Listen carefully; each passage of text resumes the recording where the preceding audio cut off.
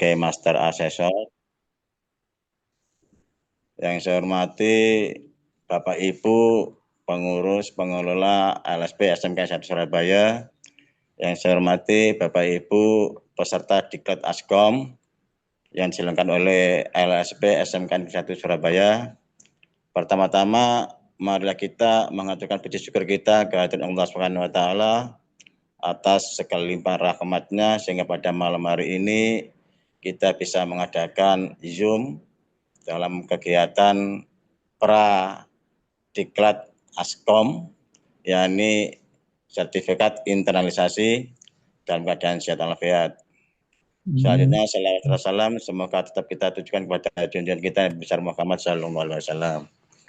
Bapak Ibu sekalian yang saya hormati, Zoom meeting pada malam hari ini adalah dalam rangka memenuhi persyaratan yang ditentukan oleh BNSP, yang mana diklat asesor kompetensi itu baru bisa terlaksana apabila semua peserta itu sudah mengikuti sertifikat internalisasi. Nah, apakah itu nanti sertifikat internalisasi, materi apakah yang akan diberikan, kemudian apa yang harus kita lakukan nanti, maka nanti sepenuhnya akan disampaikan oleh Ibu Master Assessor kita yaitu Bu Eli Farida. Namun demikian, sebelum Zoom ini kita mulai, mari kita bersama-sama untuk berdoa. Semoga acara kita pada malam hari ini dan apa yang menjadi hajat kita dikaruniai diridhai oleh Allah Subhanahu wa taala. Al-hadiniyah binati doa Al-Fatihah. Bismillahirrahmanirrahim. Alhamdulillah. Ar-Rahman-Rahim Maliki yaumiddin. Iyyaka na'budu wa iyyaka nasta'in. Terima kasih Bapak Ibu sekalian yang saya hormati. Sebelum Ibu Master Assessor kita memberikan materi, saya beri dulu kesempatan untuk memberikan sambutan dari Ketua LSP SMK 1 Surabaya yang dalam hal ini akan disampaikan oleh Bapak Yaktiono, SPD, SD, MPD. Kepada Pak Yaktiono kami persilakan. Monggo Pak. Terima kasih Pak Sulam. Assalamualaikum warahmatullahi wabarakatuh. Waalaikumsalam warahmatullahi wabarakatuh. Kepada yang terhormat Ibu Eli Farida, kepada teman-teman pengelola LSP P1 SMK Negeri 1 Surabaya yang menyiapkan dari kemarin-kemarin untuk kegiatan ini, juga untuk Bapak Ibu calon-calon asesor kompetensi yang malam ini bergabung di Zoom meeting dalam rangka mengikuti workshop atau pradiklat Askom, yaitu internalisasi. Nanti akan disampaikan oleh pemateri tunggal yaitu Ibu Master Assessor Ibu Eli Farida. Saya mewakili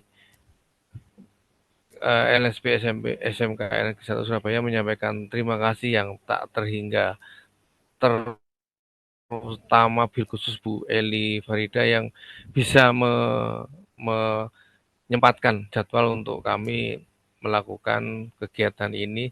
Di samping juga teman-teman calon asesor yang malam ini insya Allah ini hampir penuh, 50 orang dikurangi 6, 44, mungkin kurang 1 atau 2 yang belum join, mudah-mudahan segera join. Nah, untuk teman-teman semuanya mohon nanti diikuti apa yang disampaikan oleh Ibu Eli Farida, sehingga nanti pada waktu hari H yang rencananya itu 4 malam 5 hari ya di Hotel Sahid itu, nanti Bapak Ibu calon asesor kompetensi selesai kegiatan bisa mendapatkan lisensi, mendapatkan sertifikat sebagai penguji atau asesor yang sesuai dengan kebutuhan atau sesuai dengan rencana yang diprogramkan sebelum-sebelumnya. Dan salam dari Bapak Kepala Sekolah untuk teman-teman semua yang ada dalam grup Zoom meeting internalisasi ini. Beliau mohon maaf tidak bisa join karena ada kegiatan jadwal yang tidak bisa ditinggalkan. Nah, untuk berikutnya saya kira cukup yang saya sampaikan. Oh ya, ini nanti insya Allah untuk Askom ini akan dipecah jadi 2 kelas, sehingga nanti kita ada kelas RCC 1 kelas, kelas Askom 2 kelas untuk pelaksanaan yang di yang yang didampingi oleh SMK Negeri LSP SMK Negeri 1 Surabaya. Kurang lebihnya mohon maaf, saya cukupkan. Assalamualaikum warahmatullahi wabarakatuh. Waalaikumsalam warahmatullahi wabarakatuh. Terima kasih Pak Yakti atas sambutannya mewakili Ketua LSP SMKN Negeri 1 Surabaya. Bapak Ibu sekalian yang saya hormati, berikutnya adalah pemaparan materi yang akan disampaikan oleh Bu Eli Farida. Namun demikian, sebelum Ibu Master kita ini memberikan materi, akan saya sampaikan sekilas pandang ya terkait dengan Master Asesor kita Bu Eli Farida. Bu Eli Farida ini merupakan Master Asesor yang luar biasa ya. Di sini saya bacakan pengalamannya ini.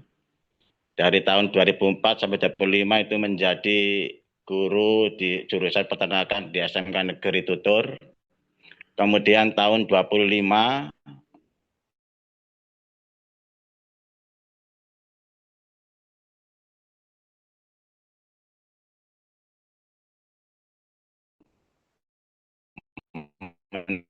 menjadi pengawas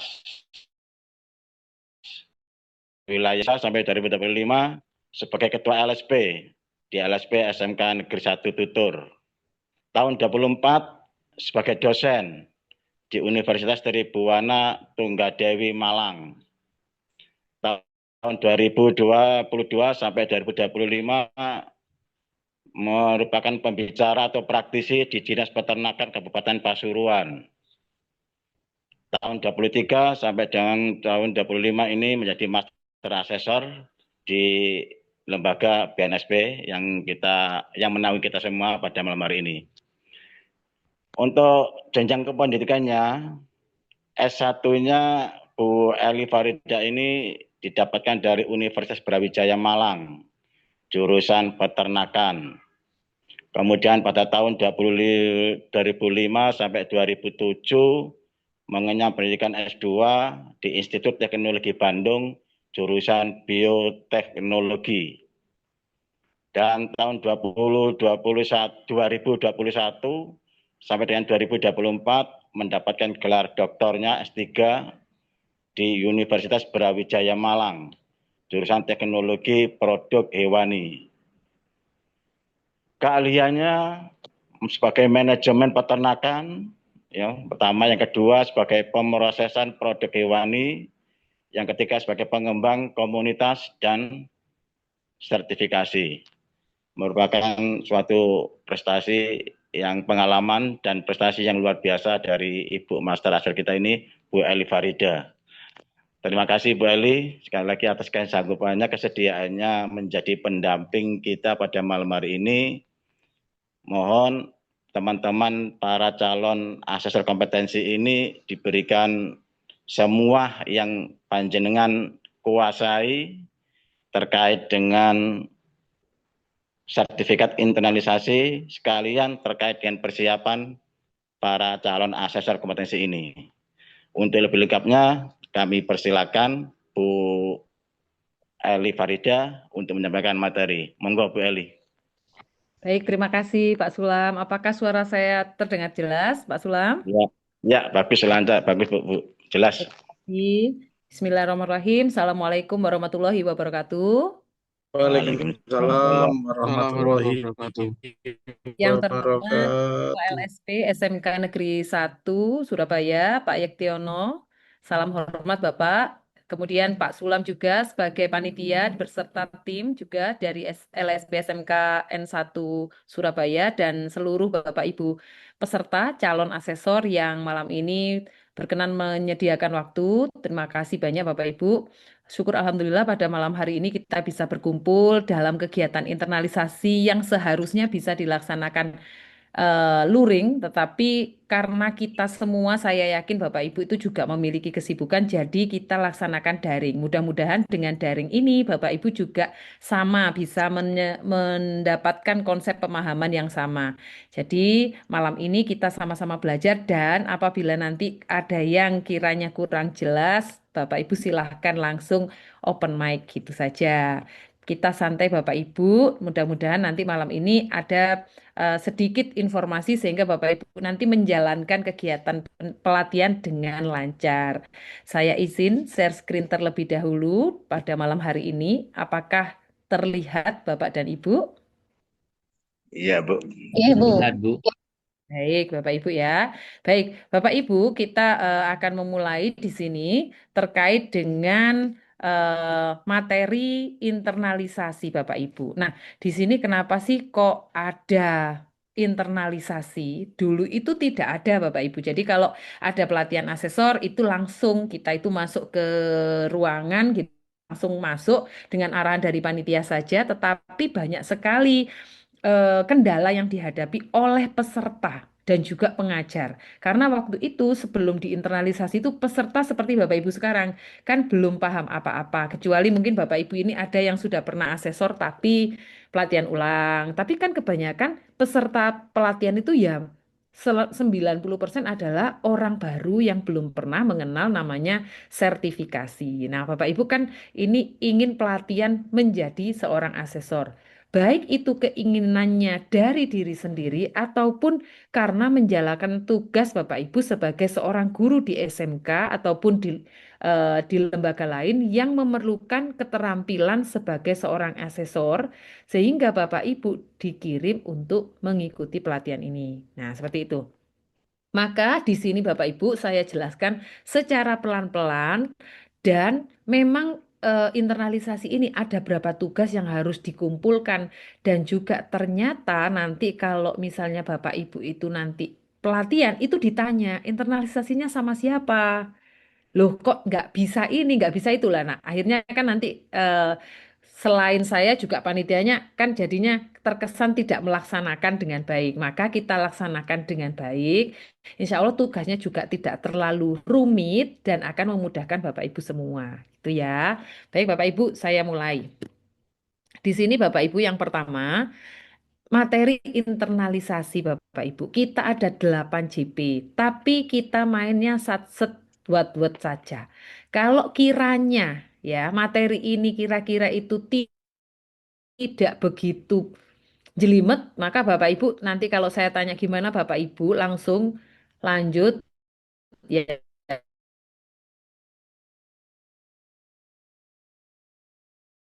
ya, monggo. Saya butuh diulang kayak gitu. Di sini ada 8 JP. Satu JP itu untuk menjelaskan apa itu CBT dan CBA pada okupasi asesor kompetensi.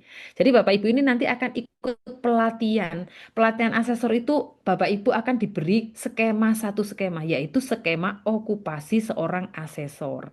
Maka pelatihan 4 hari, disambung ujian sertifikasi 1 hari. Jadi Bapak Ibu perlu tahu apa itu CBT dan CBA pada pelatihan besok yang akan dilaksanakan di Hotel Sahid itu. Saya mau diapakan gitu ya, supaya tahu. Jadi nanti Bapak Ibu, oh mudah ya. Jadi saya nanti belajarnya metode gini aja biar tidak terlalu lembur, tidak terlalu melek malam-malam hari, seperti itu.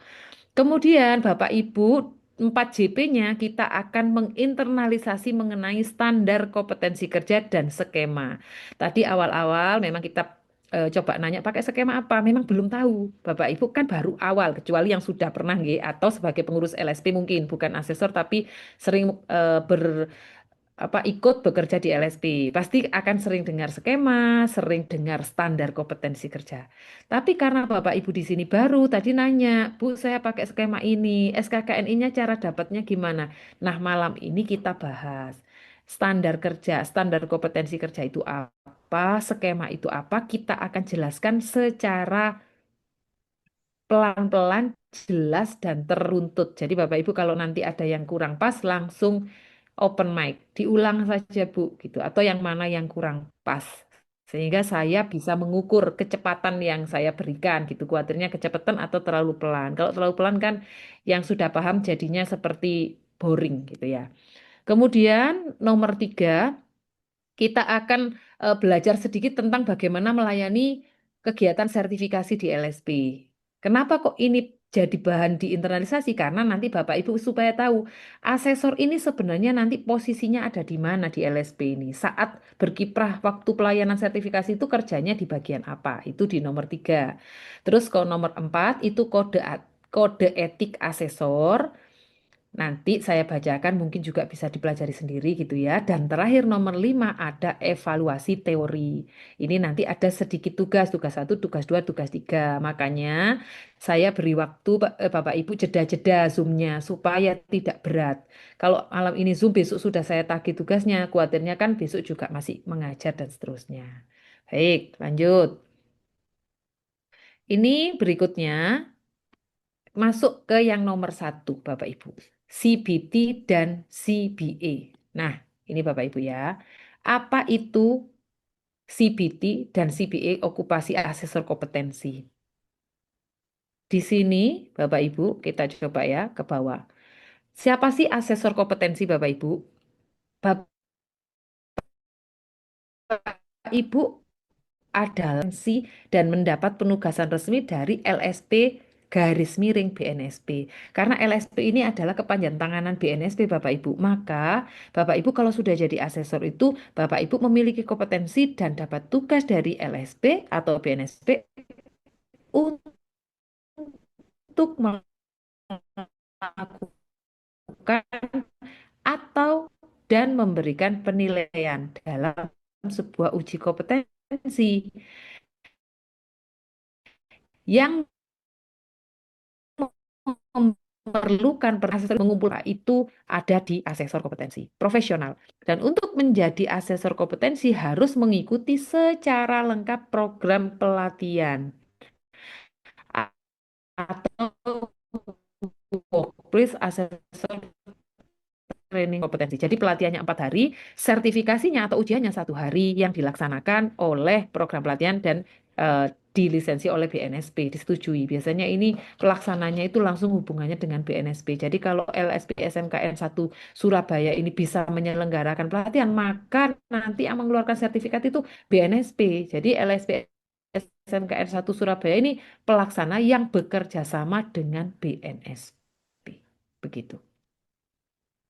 Nah, asesor sendiri tuh punya skema. Nanti kalau Bapak Ibu bingung, Bu Eli ngomong skema itu apa, nanti akan saya jelaskan di belakang. Intinya, asesor ini merupakan satu jabatan, okupasi. Jadi asesor itu merupakan jabatan atau apa ya, bisa dibilang itu kita memiliki profesi sebagai seorang asesor. Di mana skemanya itu diatur oleh BNSP, kemasannya atau seorang asesor ini harus memiliki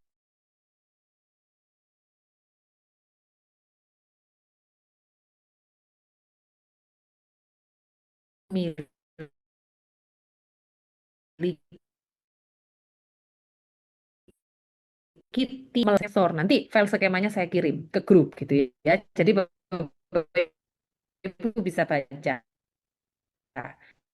Nah, saat kita pelatihan sebagai seorang asesor, kita akan dilatih 3 unit kompetensi.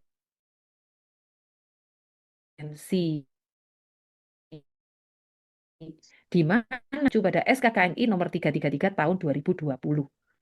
Pekerjaannya ada 3, asesor itu merencanakan aktivitas dan proses asesmen, melaksanakan asesmen, dan memberikan kontribusi dalam validasi asesmen. Jadi 3 pekerjaan itu kalau Bapak Ibu bisa, mampu ya belajar sampai ujian bisa, maka Bapak Ibu bisa direkom lulus sebagai seorang asesor. Kemudian, program pelatihan asesor ini Bapak Ibu, pelatihan plus sertifikasi. Jadi enggak kalau dulu awal-awal jadi asesor itu pelatihan dulu terus magang dulu gitu Bapak Ibu. awal-awal di tahun awal tahun 2000-an itu seperti itu. Sekarang itu sudah dimampatkan. Jadi pelatihan 4 hari langsung sertifikasi. Tetapi sebelum pelatihan yang 4 hari atau 48 JP setara dengan 48 JP itu, Bapak Ibu harus ikut internalisasi dulu selama 8 JP. Bagi orang atau calon peserta yang memiliki sertifikat teknis BNSP boleh tidak mengikuti internalisasi.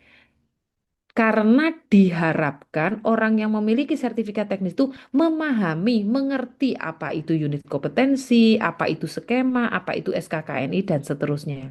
Tetapi bila Bapak Ibu sekiranya sudah punya sertifikat teknis kok masih belum paham, ya boleh juga mengikuti internalisasi. Gitu ya. Sehingga nanti Bapak Ibu ikut pelatihan 48 JP ini lebih mudah.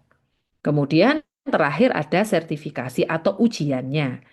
Nah, pelatihan asesor ini 48 JP kalau dibagi 4 hari, berarti sehari 12 JP. Banyak banget, Bu. 12 JP ini 1 JP-nya 45 menit. Jadi mungkin sekitar 8 jam. Nah, 8 jam ini Bapak Ibu akan dilatih mulai jam 8 pagi sampai jam 5 sore. Sedangkan kegiatan lainnya ada di mandiri, tugas mandiri. Jadi kalau Bapak Ibu itu bisa mengatur waktunya Bapak Ibu, sebenarnya ya nggak lembur-lembur terus. Pasti jam 5 nanti jam 7 udah selesai Bapak Ibu bisa istirahat. Harusnya seperti itu. Kalau kita tahu triknya gitu ya. Kemudian hari terakhir kita akan sertifikasi atau ujian. Nah, ini tadi. Pertama, CBT itu apa? CBT itu adalah bahasa Inggris Bapak Ibu, kompetensi based training atau pelatihan berbasis kompetensi. Jadi Bapak Ibu sebagai seorang calon asesor nanti saat Bapak Ibu mau pelatihan 48 JP, Bapak Ibu akan dilatih berbasis kompetensi di mana pelatihan kerja karena Bapak Ibu kan akan menjadi seorang asesor itu menitik beratkan pada penguasaan kemampuan kerja yang mencakup 3 aspek pengetahuan, keterampilan, dan sikap yang sesuai dengan standar yang ditetapkan di tempat kerja. Standarnya apa? Ya SKKNI 333 tadi, 3 pekerjaan tadi. Merencanakan, melaksanakan, memvalidasi. Itu akan dilatih kan ya itu aja. Nggak mungkin master itu akan keluar dari 3 unit itu. Jadi itu yang akan diajarkan kepada Bapak Ibu. Sehingga Bapak Ibu bisa menguasai pengetahuannya, keterampilannya, dan sikapnya. Nah, apa sih komponen pelatihan berbasis kompetensi? Tentu pertama harus ada standar kompetensi kerja. Tadi sudah ada SKKNI 333 untuk kita ya, calon-calon asesor. Terus Bapak Ibu juga akan dilatih dengan strategi dan materi yang cocok. Terus ada pengujiannya. Terus juga Bapak Ibu ini akan berada pada kerangka kualifikasi nasional Indonesia. Bapak Ibu ini akan mengacu pada okupasi jabatan jenjang kualifikasi yang sudah diatur oleh negara ini. Kalau asesor itu kalau nggak salah level 4 atau berapa gitu, atau 5 gitu ya, di KKNI-nya. Bagaimana sih pelatihan berbasis kompetensi? Tentu dilaksanakan berdasarkan identifikasi kebutuhan pelatihan. Terus kemudian berpusat pada peserta. Jadi Bapak Ibu jangan harap master itu mengajar itu seperti kita diceramai oleh guru-guru kita atau kita ngajar di kelas. Master itu hanya sedikit memberi materi, terus kerja mandiri, diskusi, kerja mandiri gitu Bapak Ibu. Terus juga memiliki kurikulum, silabus, modul. Pasti Bapak Ibu nanti dikasih modul. Ada 3 modul nanti. Gitu ya. Nanti kalau boleh saya share duluan ya enggak apa-apa saya share. Tapi nanti kalau kedobelan dari master, alangkah baiknya nunggu yang dari master biar Bapak Ibu juga nggak terlalu bingung. Gitu. Bagaimana prinsip pelaksanaannya? Pelatih memiliki kompetensi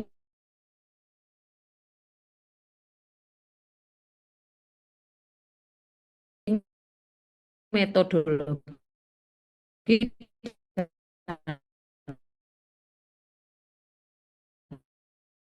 kompetensi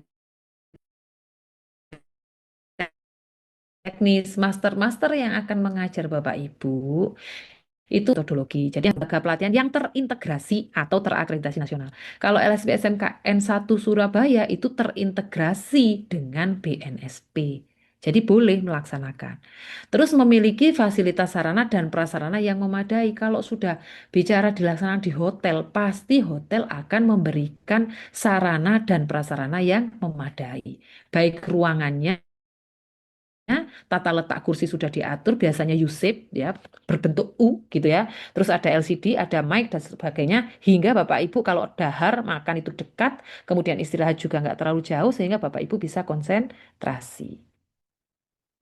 Setelah Bapak Ibu melaksanakan pelatihan 4 hari, Bapak Ibu akan ikut namanya assessment berbasis kompetensi atau bahasa Inggrisnya CBA, Competency Based Assessment, di mana asesmen berbasis kompetensi adalah asesmen terhadap bukti untuk menentukan apakah kemampuan seseorang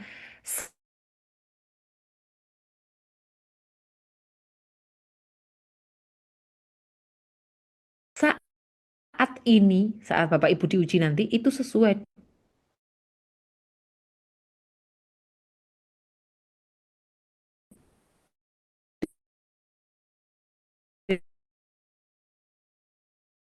dengan standar. Jadi 3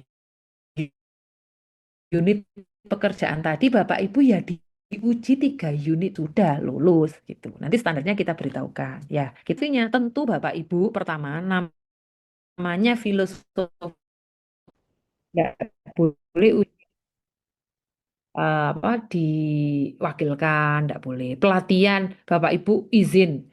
Pak, pelatihannya 4 hari, saya izin sehari. Itu biasanya master sudah tidak memperbolehkan.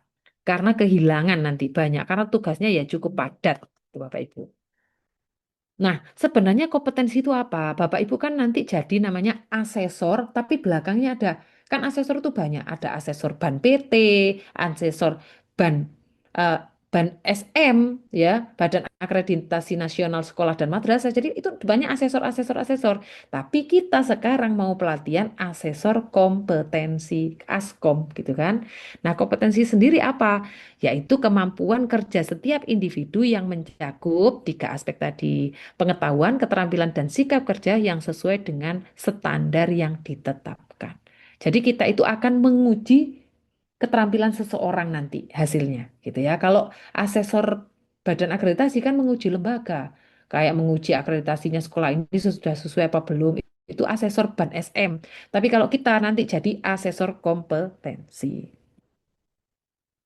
Nah, tadi sudah saya sampaikan, ranah kompetensi saya ulang-ulang ada 3. Ini nanti sampai Bapak Ibu pelatihan pun akan sama. Keluarnya 3, pengetahuan, keterampilan, sikap. Ini kalau pelatihannya ke guru SMK, saya yakin dan optimis akan mudah. Karena guru itu juga ngajarnya berbasis kriteria pengetahuan, keterampilan, dan sikap untuk menarik kemampuan dari peserta didik. Biasanya kan gitu. Jadi nggak akan kesulitan 3 aspek ini. Kalau pengetahuan yang seperti apa? Mengidentifikasi apa yang dibutuhkan seseorang untuk diketahui dalam melakukan kinerja dalam pekerjaan yang benar dan efektif. Jadi untuk bekerja, misalnya bekerja sebagai tata busana, tadi ada yang skemanya tata busana, saya baca di chat itu, penjahit pakaian.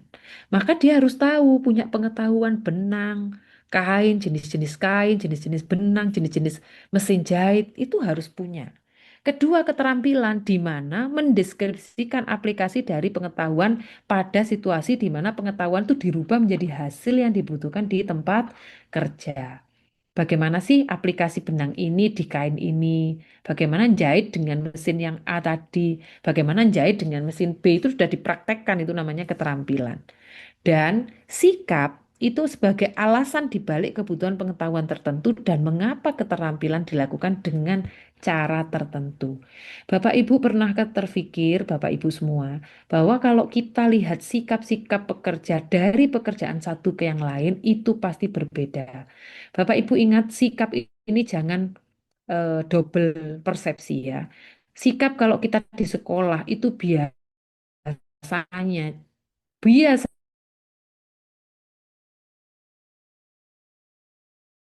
biasanya Bapak Ibu akan bias dengan sikap dengan belajar. Yang anaknya dablek, anaknya cerewet, anaknya celometan, mengganggu di kelas, itu Bapak Ibu anggap sikap. Kan gitu, biasanya seperti itu ya. Saya sendiri juga kadang-kadang ini sikapnya kurang baik nih sikap. Di kompetensi itu bukan sikap yang seperti itu Bapak Ibu. Tapi sikap kerja. Contoh, Bapak Ibu pasti bisa membedakan sikap seorang MUA ya, perias pengantin gitu ya. Itu kan sebuah profesi ya. Dibanding sikap seorang montir di bengkel itu sangat berbeda Bapak Ibu. Mereka sama-sama teliti tapi beda jauh. Kalau di MUA bagaimana cara dia telitinya? Hati-hatinya sama tapi beda jauh. Komunikasinya beda jauh. Itu yang dinamakan sikap kerja. Mengapa sih dia harus melakukan keterampilan itu dengan cara yang khas? Meskipun MUA-nya maaf ya, laki-laki saat dia merias pengantin ataupun klien, dia akan komunikasi dan bersikap sangat lembut, Bapak Ibu. Nggak akan kasar. Tetapi kebalikannya, meskipun kita seorang perempuan dan bekerja di bengkel, maka sikap kita akan lebih terlihat tegas.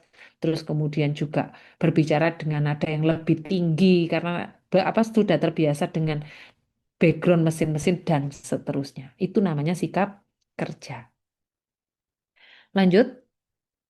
Nah, sebelum saya ke sini, tiga tadi pengetahuan keterampilan sikap tadi ada yang tidak jelas Bapak Ibu. Aman ya? Lanjut. Lanjut. Baik. Sekarang kita ke dimensi kompetensi. Ini sudah mulai agak tinggi ya Bapak Ibu pemahaman ini. Kecuali saya ulang lagi Bapak Ibu memang sudah berulang untuk pelatihan asesor. Saya akan menjelaskan secara detail terkait dimensi ini. Nanti Bapak Ibu juga cek, maksudnya bisa menangkap apa tidak gitu ya. Pertama, yang warna biru itu bukan judul kolom. Ya, ingat, ini ada 5 dimensi kompetensi. Jadi ini bukan judul kolom. Ini keliru ngetiknya itu cara apa bikin kolomnya kan di BPT kayaknya yang pertama dianggap judul bukan. Yang pertama adalah task skill. Itu adalah dimensi pertama. Di mana task skill ini adalah pengertiannya pekerjaan yang dilaksanakan untuk melaksanakan tugasnya hanya satu pekerjaan.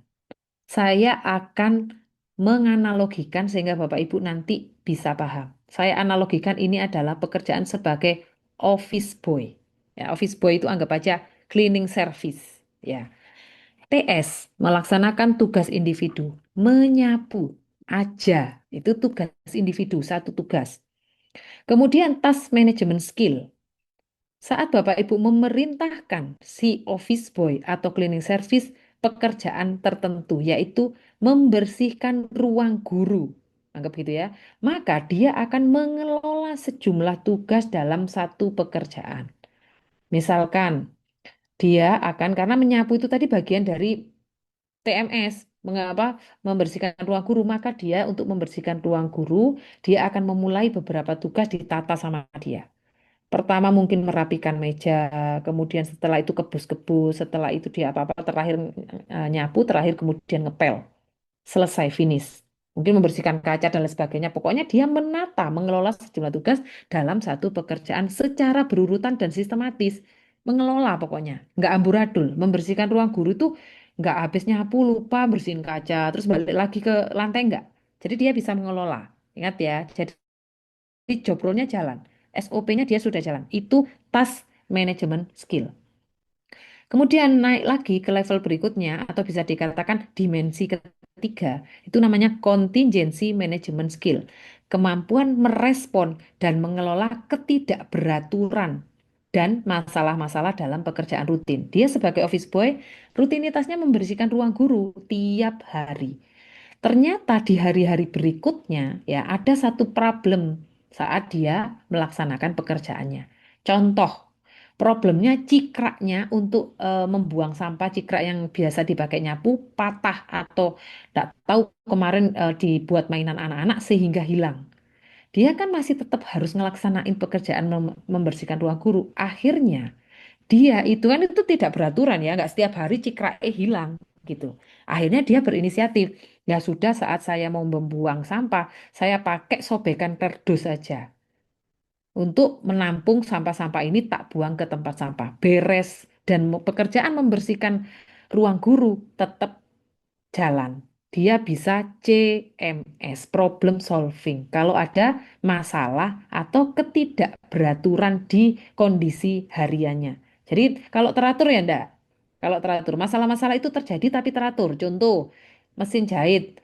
Mesin jahitnya itu sering banget nih nyandet gitu ya. Karena kenapa? Benangnya terlalu tebal atau pakai kain yang molor. Itu biasanya mesin jahit nggak mau. Jadi dia sering mandek dan itu oke, baik penjahit-penjahit nggak ada yang problem. Itu ya bukan CMS. Karena itu teratur terjadi gitu. Jadi ini ketidakberaturan ini hanya sesekali atau problem di pekerjaan. Itu CMS. Kemudian job role environment skill. Kemampuan menyesuaikan dengan tanggung jawab dan harapan lingkungan kerja. Jadi si office boy atau cleaning service tadi Bapak Ibu suruh, Mas, tolong nanti ya ruang gurunya dibersihkan dan disiapkan untuk rapat guru nanti siang dengan Bapak Kepala Sekolah. Maka si office boy akan membersihkan dan sekaligus nata dan sekaligus mungkin nyiapkan mic atau mungkin dia nyiapin apa di depan itu enggak, kalau mic mungkin di perlengkapan ya, dia karena office boy dia nyiapin apa meja-meja di depan untuk bapak kepala sekolah, nyiapin taplak dan sebagainya karena dia tahu ruangan itu digunakan untuk rapat, targetnya terpenuhi juga. Itu JRES. Terakhir, si office boy itu harus bisa transfer skill, kemampuan beradaptasi dengan lingkungan ataupun alat yang baru. Ternyata sekolah membeli penyedot debu, gantinya sapu. Dan si office boy ini bisa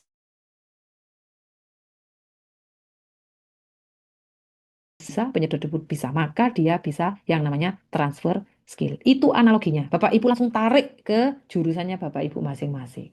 Di sini ada yang tanya Bapak Ibu, 5 dimensi kompetensi. Boten Bu. Oke. Reng. Oke, baik, lanjut ya. Nanti saya juga ada ringkasannya ini, biar Bapak Ibu tidak sulit untuk, karena ini nanti Bapak Ibu 4 hari sama 1 hari terus diulang-ulang TS, TMS, CMS, JRES gitu terus. Jadi daripada nanti Bapak Ibu sulit, di print aja nanti sudah saya buatkan satu rekap gitu ya, satu lembar. Siapa tahu butuh, nengok aja ke satu kertas itu rekapan gitu aja. Bilang aja hasil belajar bersama saya rekap, nggak apa-apa. Oke, dimensi kompetensi tadi yang ada 5. Nah, digabung dengan 3 aspek kompetensi ya, knowledge, skill, attitude, pengetahuan, keterampilan, sikap, ini menjadi satu gabungan menyeluruh, di mana nanti si cleaning service dikatakan kompeten. Keterampilannya dia bisa membersihkan ruang guru, sikapnya dia satset, sopan, rapi, tertib, cepat, teliti, gitu ya. Pengetahuannya dia sudah tahu bahan-bahan kimia yang harus dipakai untuk membersihkan ruang guru itu.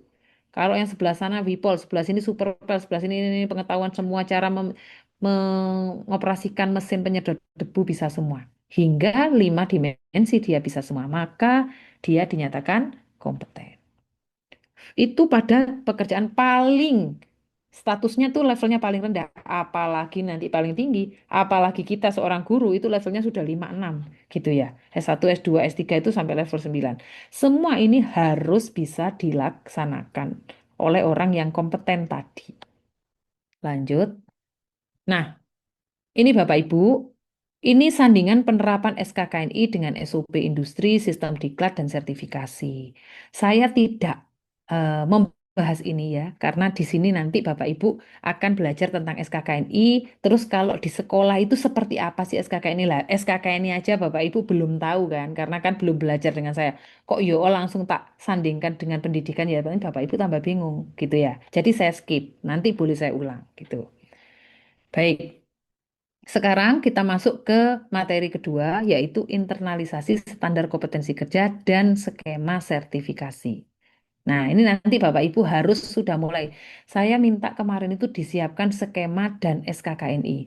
Itu kalau paham jenengan tidak paham, ya, mungkin setelah malam ini sudah paham. Tapi kemarin sebelum paham, harusnya itu bertanya kepada ketua LSP masing-masing atau admin, minta tanya di sini tuh pakai skema apa, pakai SKKNI apa. Baik, coba kita lihat dulu. Yang pertama, standar SKKNI atau Jangan bilang SKKNI dulu. SKK, Standar Kompetensi Kerja. Karena standar kompetensi ini nanti ada beberapa jenis gitu ya. Standar kompetensi ini Bapak Ibu, itu nanti akan menjadi acuan dalam proses asesmen kompetensi.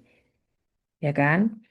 Di mana ini ada 3 jenis. Ada SKKNI, ada SI, ada SKK.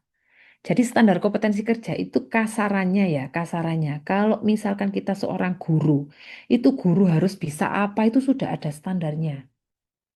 Misalnya harus bisa ngajar, harus bisa merencanakan pengajaran, bisa melaksanakan pengajaran, bisa menilai atau mengevaluasi. Itu kan standarnya guru. Nah, di sini standarnya pekerjaannya anak-anak yang akan Bapak Ibu uji di skema nanti itu juga sudah ada sendiri-sendiri. Yang tadi akuntansi lembaga, perkantoran, tata busana, terus kemudian DKV, TKJ, itu semua punya standar kompetensi kerja. Siapa yang menyusun? Nah, kalau yang mengesahkan Kemenaker, Bapak Ibu, Kementerian Tenaga Kerja. Tapi yang menyusun ini ya bukan Kemenaker. Yang menyusun adalah industri-industri bersama kementerian lembaga masing-masing. Jadi kalau standar kompetensi kerja nasional Indonesia terkait peternakan, maka yang menyusun ya industri peternakan bersama Kementerian Pertanian. Nah, Bapak Ibu termasuk di kementerian mana? Apa Kementerian Teknologi, apa. Tapi yang mengesahkan SKKNI, NI ya nasional itu tetap Kemenaker, Kementerian Tenaga Kerja. Nanti kita intip bersama-sama. Seperti apa sih SKKNI itu? Dan ini menjadi acuan kalau asesor itu, kalau guru itu rubrik itu loh Bapak Ibu.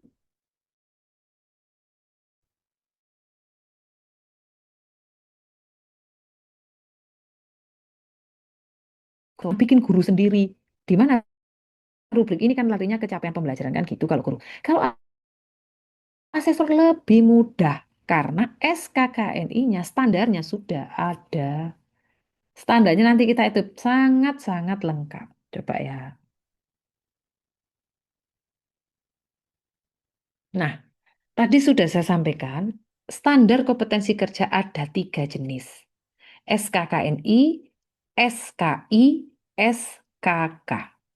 SKKNI ini merupakan rumusan kemampuan kerja yang menyangkut tentu ya, balik lagi pengetahuan, keterampilan, serta sikap yang relevan dengan pelaksanaan tugas dan syarat jabatan yang ditetapkan sesuai dengan ketentuan perundang-undangan di Indonesia ya, nasional.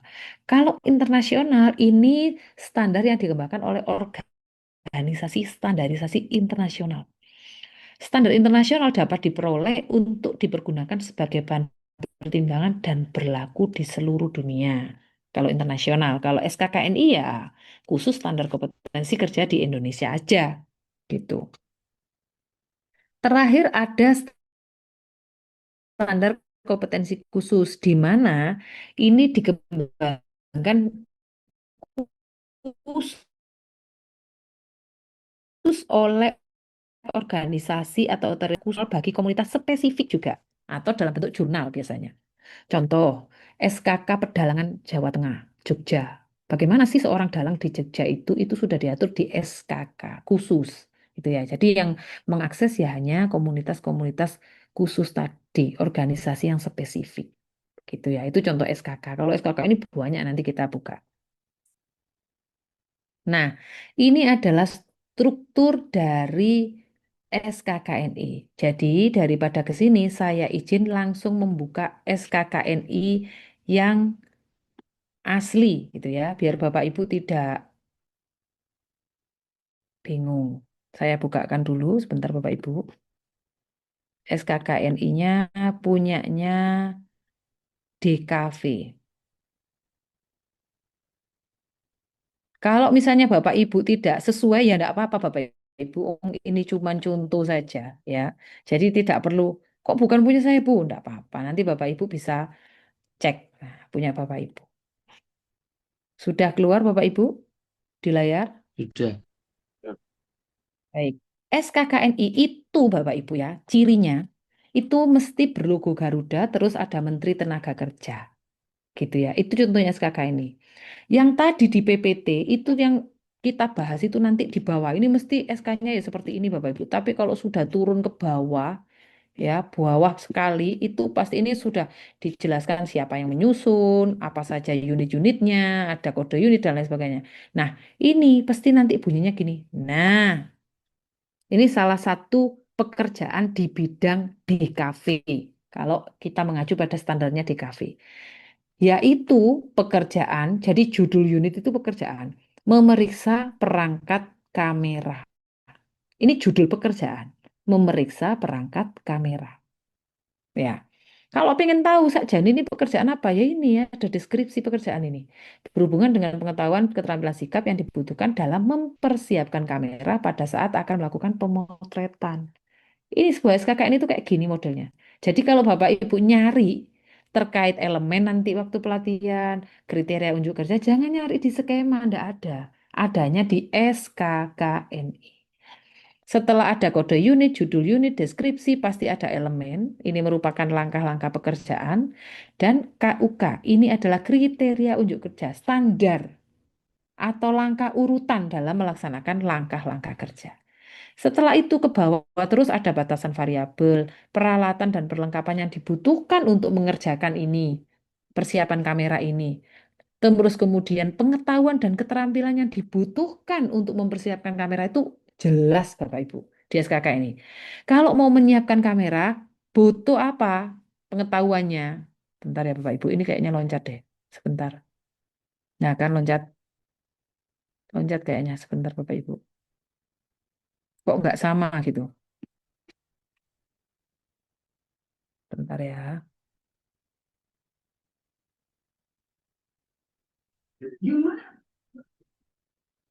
Ini kan memilih jenis kamera, wis contohnya memilih jenis kamera aja.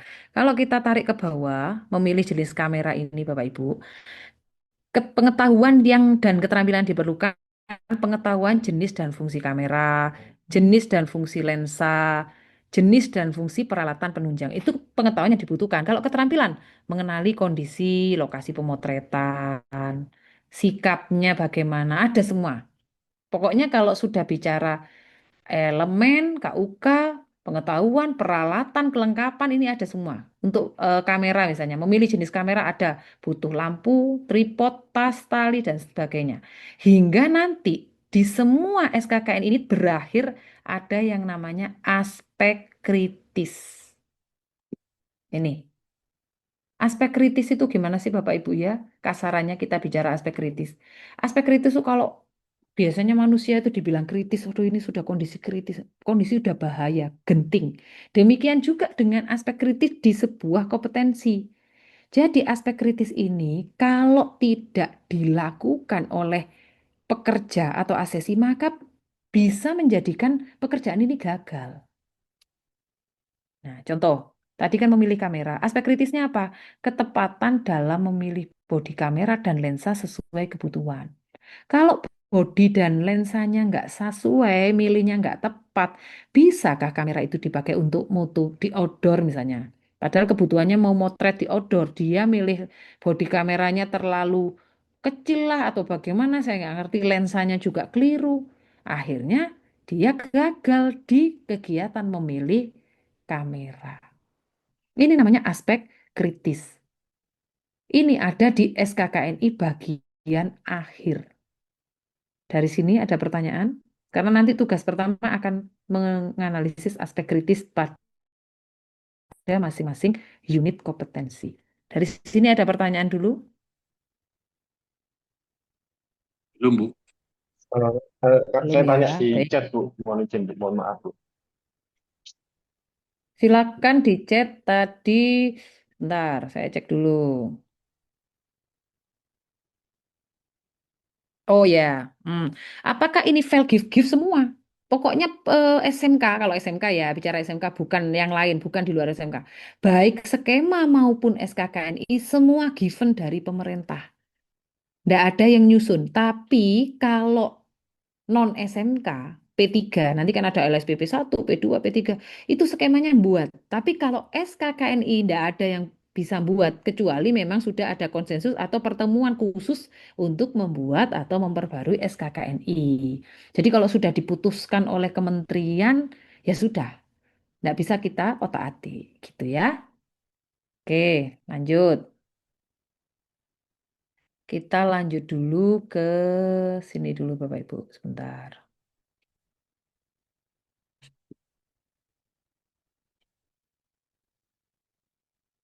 Saya mau share-nya langsung share ini biar enak. Nah, saya langsung ke sini. Nah, ini tadi. Ini kan sudah. Kita tadi sudah bicara urutan unit kompetensi, elemen, KUK, itu ada di SKK ini memang modelnya gitu. Ya kan? Nah, terus ini ada unit kompeten, kode unit, tadi juga ada, judul unit, deskripsi, elemen ada, terus ada KUK, batasan variabel, panduan penilaian, itu ada semua sampai aspek kritis. Itu ada semua di SKKNI. Nah, contohnya seperti ini. Ini tadi sudah langsung saya bukakan yang asli kan. Bapak Ibu kan daripada ini saya langsung tadi buka yang punya kita tadi yang ini. Nah, jadi tidak perlu sudah saya tidak membukakan yang PPT karena itu nanti Bapak Ibu masih harus merelevansikan lagi ini yang mana ya ini kode unit judul unit ini sama dengan yang ini gitu ya. Nanti kalau baca PPT saya ini yang mana ya SKK ini yang itu. Elemen KUK ada semua. Batasan variabel ada. Peralatan perlengkapan sudah saya jelaskan tadi hingga pengetahuan keterampilan hingga sikap yang harus dibutuhkan sama seorang pekerja itu sampai aspek kritis. Oke. Sehingga nanti Bapak Ibu bisa mengetahui kalau mau bekerja ini itu sebenarnya butuh apa saja itu sudah fix ada di SKKNI. Itu ya. Nah, sekarang apa ini employability skill atau kemampuan dasar? Ini sekarang Bapak Ibu, baik di SMK, itu sampai dikeluarkan buku employability skill khusus SMK. Nanti kalau Bapak Ibu mau saya share, saya beri filenya. Jadi seorang pekerja di industri ya, mau industri mau KWU mau di masyarakat itu membutuhkan namanya employability skill atau kemampuan dasar atau readiness untuk work atau bekerja. Di mana ini kemampuannya non teknis. Kalau tadi kan teknis kemampuannya, jadi memilih kamera ya wes dia mampu nggak milih kamera. Tapi sebenarnya selain milih kamera dia harus punya 8 kompetensi ini. Antara lain dia harus bisa komunikasi, bisa kerjasama, bisa problem solving, dia harus bisa inisiatif, merencanakan dan mengorganisasikan, manajemen diri, belajar hingga teknologi. Kalau nggak bisa ini ya sudah terdepak dia. Jadi kita nguji itu anak-anak SMK atau asesi kita juga harus sambil lihat employability skill-nya dia. Ngajar juga harus menyisipkan namanya soft skill. Soft skill untuk bekerja ya ini. Makanya anak-anak saat nanti melenceng dikit kalau sudah lulus jarang diterima karena employability skill-nya jarang terbentuk. Gitu ya. Ini masuk di sini karena di BNSP employability skill ini sangat urgent Bapak Ibu. Harus tampak dari seorang asesi. Oke, sekarang identifikasi aspek kritis. Ini tugas satu. Saya tidak akan meminta mengerjakan sekarang karena saya jelaskan saja. Tugas satu itu harus mencermati skema yang Bapak Ibu pilih. Kan Bapak Ibu yang nggak masih belum paham skema. Jadi nanti setelah pengetahuan skema baru tugas satu kita kerjakan gitu ya. Terus identifikasi masing-masing aspek kritis pada unit kompetensi yang terpakai dalam skema Bapak Ibu. Terus tuliskan sebaran aspek kritis pada masing-masing unit kompetensi. Nah, nanti saya ajari untuk mengerjakan tugas satu ini bagaimana. Tapi ingat, saya tadi sudah berulang kali menyatakan aspek kritis, aspek kritis, aspek kritis. Itu nanti Bapak Ibu 4 hari juga nggak akan lari, ya tetap ke situ-situ juga. Gitu ya. Jadi harap diingat-ingat aspek kritis di SKKNI. Baik, lanjut. Ini sekarang kita akan lari atau memahami tentang skema. Tadi SKKNI ya, standar kompetensi kerja. Kalau SKKNI-nya terkait dengan teknologi tadi fotografi atau apa, itu banyak satu berapa halaman itu ya memuat terkait berbagai jenis pekerjaan di bidang fotografi. Tapi kalau skema ini sudah paket. Nah, yaitu paket kompetensi dan persyaratan spesifik yang dikembangkan oleh komite skema dan digunakan sebagai acuan dalam pelaksanaan sertifikasi bagi LSP ataupun asesor. Nah, saya tanya kepada Bapak Ibu. Kalau misalkan Bapak Ibu itu seorang guru gitu ya. seorang guru kan ada keterampilan yang harus dimiliki seorang guru. Apakah beda dibandingkan kepala sekolah? Beda apa enggak Bapak Ibu? Atau sama aja seorang kepala sekolah dengan seorang guru paket kompetensinya? Berbeda, Bu. Ya, Beda Bu. kan? Nah, jadi saat kita bicara skema sertifikasi, jangan jangan salah persepsi dengan SKKN ini tadi. SKKN itu hanya standar. Kalau kita bicara kayak undang-undang guru dan dosen itu standarnya di undang-undang guru dan dosen. Saat dipaketkan menjadi guru, Bapak Ibu harus bisa merencanakan, melaksanakan, mengevaluasi. Saat Bapak Ibu dipaketkan jadi kepala sekolah, Bapak Ibu harus punya 3 kompetensi.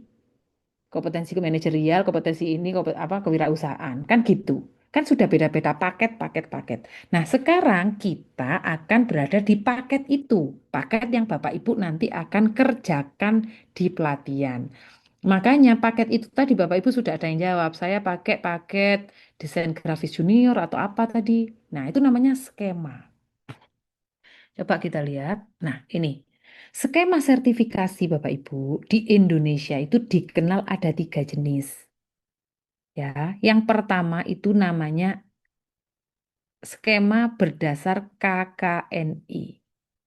KKNI itu Kerangka Kualifikasi Nasional Indonesia. Dulu SMK banyak pakai ini. Akuntansi itu KKNI level 2 pada program keahlian akuntansi keuangan lembaga. Gitu bunyi skemanya. Kemudian akhirnya sekarang banyak yang berubah menjadi okupasi skema ini. Okupasi contohnya apa? Okupasi ini berdasarkan jabatan. Jadi kayak DKV, itu jurusan DKV atau dulu multimedia gitu kali ya. Itu dulu tulisannya KKNI level 2 multimedia gitu. Tapi sekarang dipecah jadi 5 okupasi jabatan.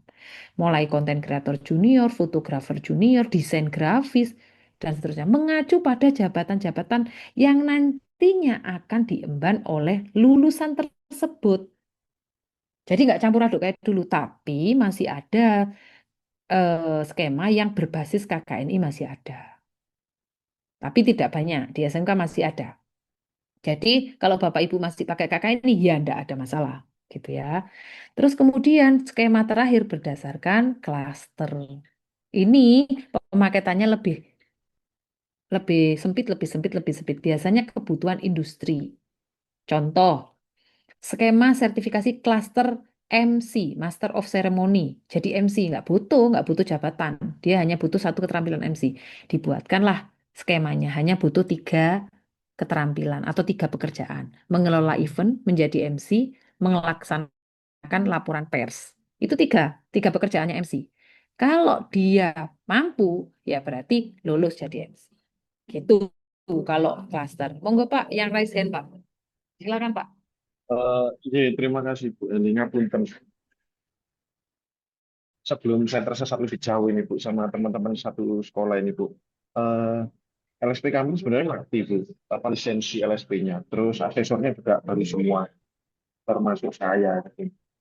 Nah, itu kami juga kalau kalau nggak salah yang dulu itu LSP kami itu SKKNI Bu. Eh, yang yang terinput skemanya itu. Nah, apakah sekarang itu tadi kalau panjenengan tanya skemanya ambil apa gitu, okupasi kah atau SKKNI? Nah itu eh, kita nanti apa istilahnya konten ke okupasi gitu Bu atau pripun Bu. Jadi mohon petunjuknya Bu, pencerahannya Bu. Oke, Terima kasih oke. Bu sekali. Terima kasih Pak. Saya revisi Pak ya. Jadi kalau skema itu tidak ada SKKNI. Skema SKKNI tidak ada. Kalau SKKNI yang tadi, yang awal tadi itu namanya Standar Kompetensi Kerja Nasional Indonesia. Adanya skema KKNI. Ini skema sertifikasi berdasarkan KKNI. Beda ya. SKKNI dengan KKNI bedanya jauh antara langit dan bumi. Kalau SKKNI itu standar kompetensi kerja nasional Indonesia, jadi standar kompetensi kerjanya. Tapi kalau KKNI ini kerangka kualifikasi nasional Indonesia berdasarkan jenjang jabatan, gitu ya. Jadi nanti kalau Bapak sampaikan mungkin Pak dulu skema kami KKNI, sekarang apa gitu ya. Nah, saya ngambil skema apa Bu? Nanti saya bukakan webnya Pak supaya Bapak langsung, oh ternyata skema saya yang dulu itu, yang dulu yang sudah mati lisensinya terdaftar sama Kemendikbud. Itu terlihat nanti di webnya. Nanti kita bersama-sama buka. Saya beritahu Ibu. caranya. Dan eh, nanti misalnya siang dulu itu ternyata masih ada, ya dipakai ya enggak apa-apa. Nanti akan terlihat pada web nanti ya.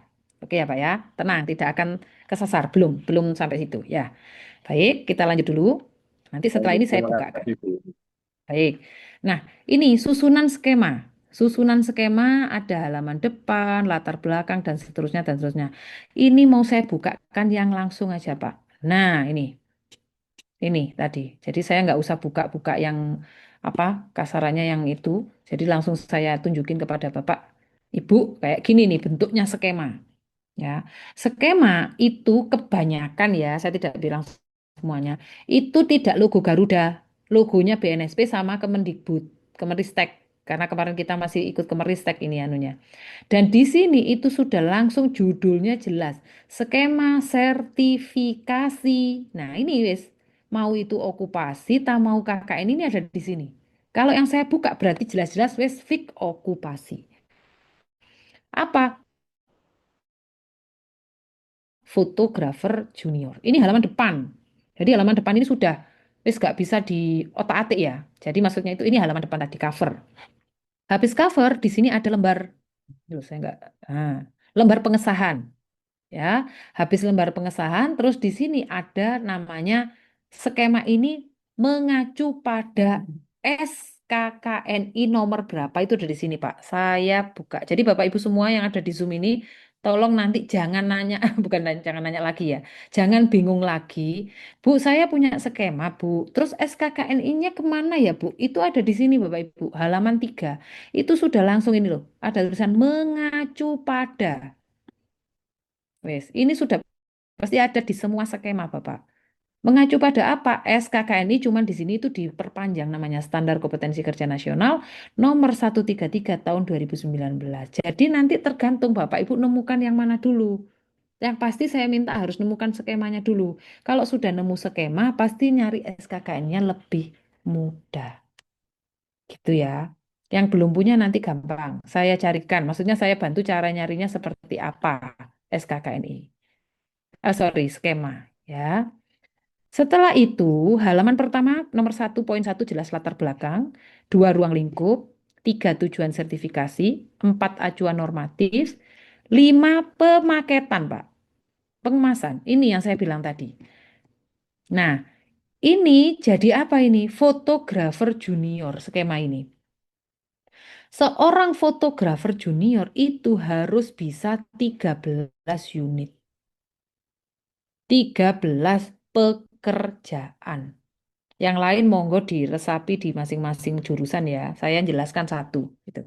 Mulai memilih jenis kamera sampai melakukan percetakan. Itu tugasnya seorang fotografer junior. Ini namanya paket kompetensi, paket keahlian, paket kemasan. Jadi kalau dia mau lulus jadi seorang fotografer junior, wes nggak bisa ditawar ada di nomor 5. Ya, ingat klausul 5. Terus klausul 6 ini persyaratan yang harus dimiliki kalau mau ujian fotografer junior. Siapa yang bisa ikut? Ini adalah 2 syaratnya. Peserta didik SMK pada konsentrasi kalian DKV, Pak. Jadi kalau jurusan tata busana nggak bisa ikut ujian ini. Ini itu gerbang pertama. Gerbang pertama nggak bisa lewat ya sudah nggak usah ikut ini gitu. Ini persyaratan dasar. Dan semester 5. Jadi kalau masih semester 4 ya nggak boleh diuji. Yang kedua telah memiliki sertifikat PKL pada bidang komunikasi. Masih masih ini Pak, masih longgar ya pada bidang gitu dia bilangnya. Kalau sampai dia ini lebih sempit lagi tambah nggak bisa apa-apa kita. Pada bidang fotografer ya tambah angel nanti. Kalau bidang komunikasi kan macam-macam. Sudah, setelah persyaratan dasar ini ditemukan, kita biasanya lari ke nomor 9, proses sertifikasi, dan di sini ada persyaratan yang tadi, Pak. Persyaratan dasar ada di A dan B, kopi raport sampai sama kopi sertifikat PKL, yang kopi kartu pelajar sama kartu keluarga sama pas foto ini menjadi persyaratan administratif. Ini adalah contoh skema. Nah, Baik, kita balik lagi ke sini. Nanti saya cari tentang skema akan ini ya, saya carikan. Oke. Yang perlu diperhatikan jelas nomor 5, klausul 9 dan 6 ya, bagaimana itu harus Bapak pahami. Dan di sini ada tugas 2. Tugas 2 dan tugas 1 saya jadikan satu. Biar Bapak Ibu mudah mengerjakannya. Tugas 2 apa? Akses skema sertifikasi yang ada di LSP, pilih skema yang sesuai, tulis poin-poin berikut ini. Judul skemanya apa, nomor skemanya berapa, persyaratan dasarnya apa, dan paket unitnya apa saja. Baik, ini saya cek dulu Bapak. Caranya lihat skema itu di sini Pak. Nah, di sini saya perbesar ya. Terus di sini kita buka Google. Terus Bapak ketik Mitra Studi skema. Nah, setelah itu Bapak nemukan seperti ini, vokasi Kemdikbud Mitra Studi ini. Ini kok nggak bisa ya? Kayaknya harus pakai ini deh. Ntar saya tambah di sini, Pak. Ini kelihatan share saya, Bapak dan Ibu? Kelihatan. Pak, Baik.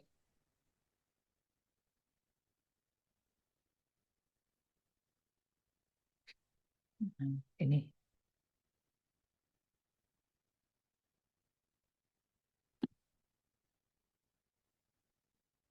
Nah, jadi Bapak Ibu, Mitra Studi skema, nanti Bapak Ibu lihat ada Home SID ini ya, punyanya Mitra Studi, skema sertifikasi Direktorat Mitra Studi. Nanti keluar seperti ini, sebentar saya besarin. Nah, terus Bapak Ibu di sini ada daftar skema, diklik online aja ya. Nah, terus Bapak Ibu di sini, Bapak jurusan apa tadi Pak yang tadi raise hand? eh, PKJ, Bu.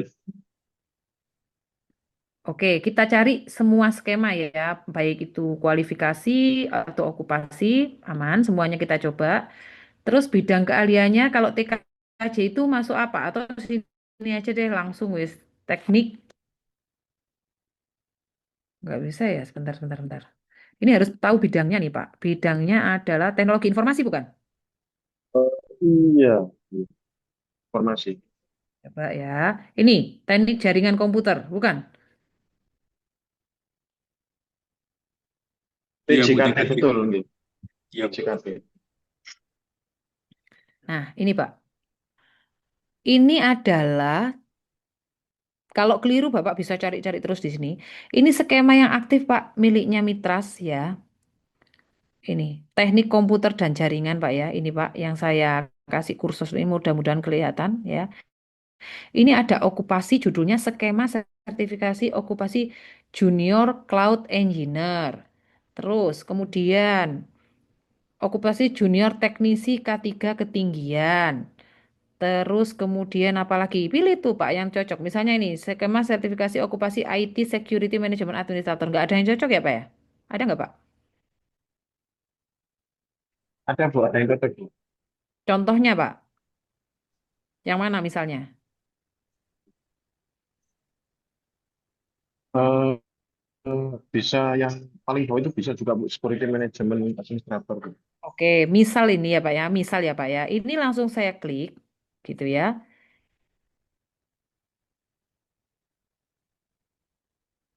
Nah, ya misal ini Pak ya. Nanti Bapak cari-cari sendiri ya, dicoba-coba nanti ya Pak ya. Nah, misal ini kan sudah ketemu satu Oke. skema yang dirasa wah ini cocok ini untuk sekolah saya gitu kan yang kemarin ternyata kakak ini ya nggak muncul berarti sudah nggak dikeluarkan sama BNSP mungkin bapak dan ibu rapat atau nanti bapak yang TKJ sambil telepon-teleponan sama guru TKJ sesama TKJ di sekolah lain Pak biasanya skema apa Pak gitu ya biar nggak kesasar sendiri kalau pakai Mitras ya ini, contohnya misal ini.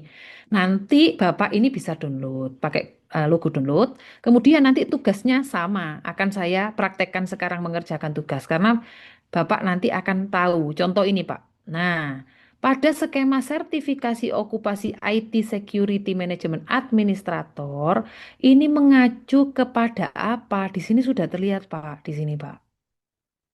mengacu pada keputusan Menteri Tenaga Kerja nomor ini loh Pak, ini SKK-nya nomor 55 tahun 2015. Maka Bapak bisa ketik SKKNI nomor 55 tahun 2015.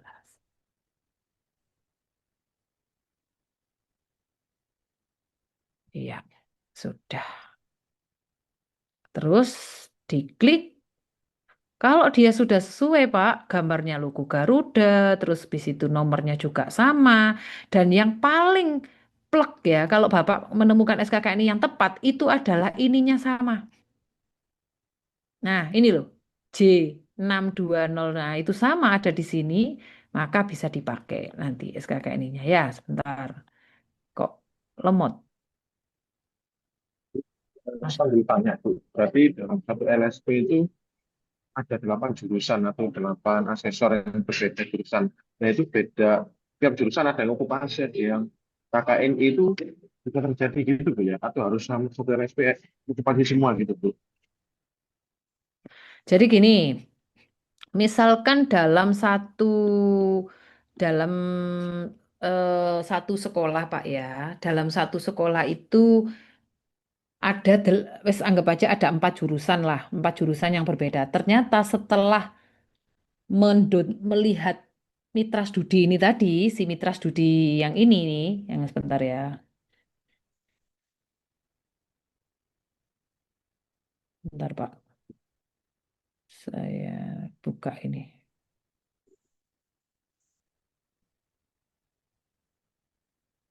Nah, ini misalnya saat membuka Mitra Studi ini kok ada yang okupasi punya saya, terus punya jurusan lain, jurusan berikutnya ada yang KKN. Ini biasanya tergantung tujuan dari sekolah, Pak. Kalau kami, Pak ya, kalau itu skemanya KKNI, itu biasanya ya, Pak ya. Biasanya kalau skema KKNI itu menyangkup semua pelajaran.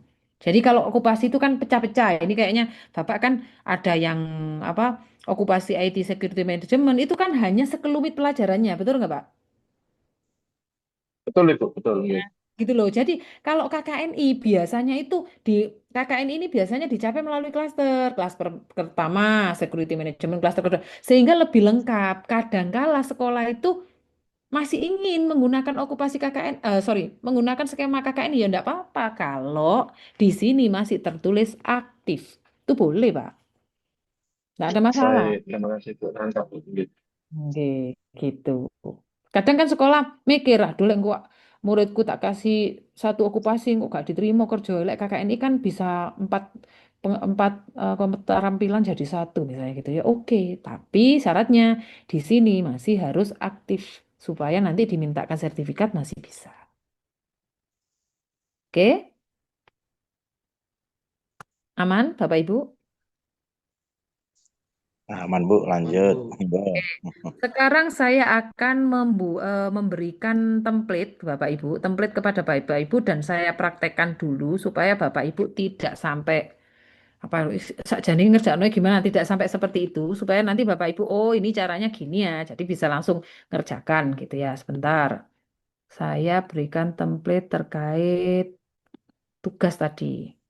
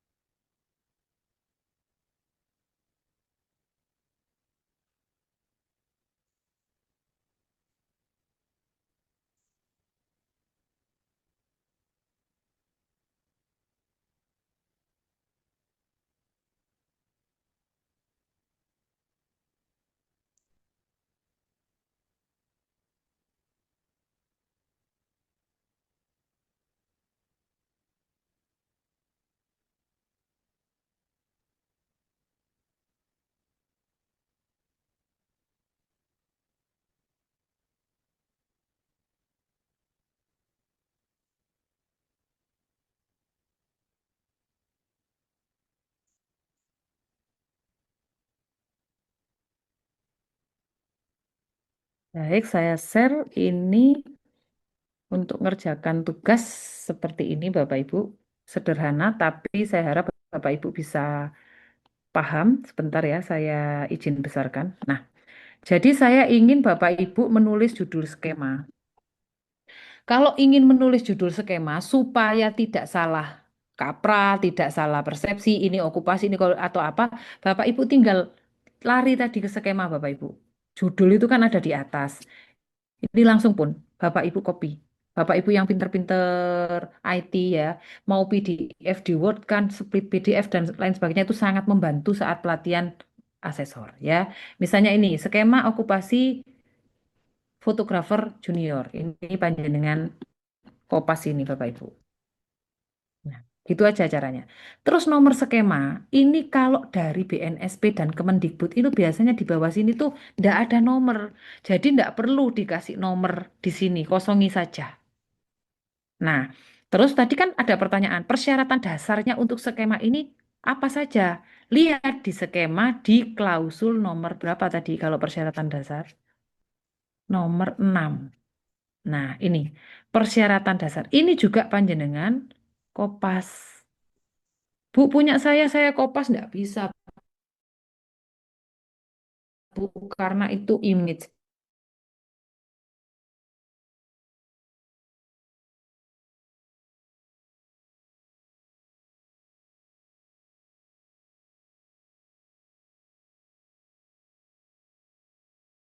Itu berarti bisa gitu.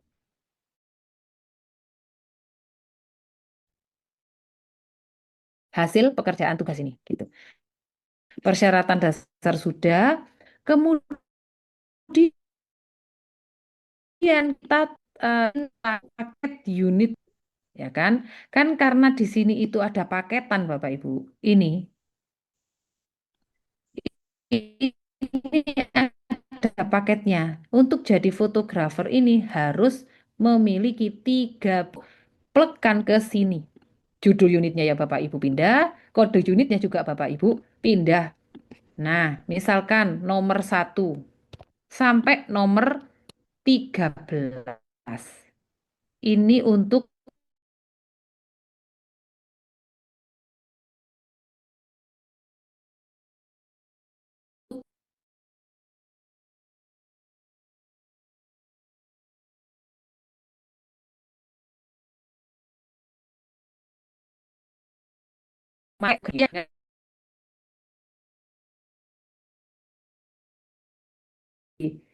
kegiatan pelatihan lebih mudah.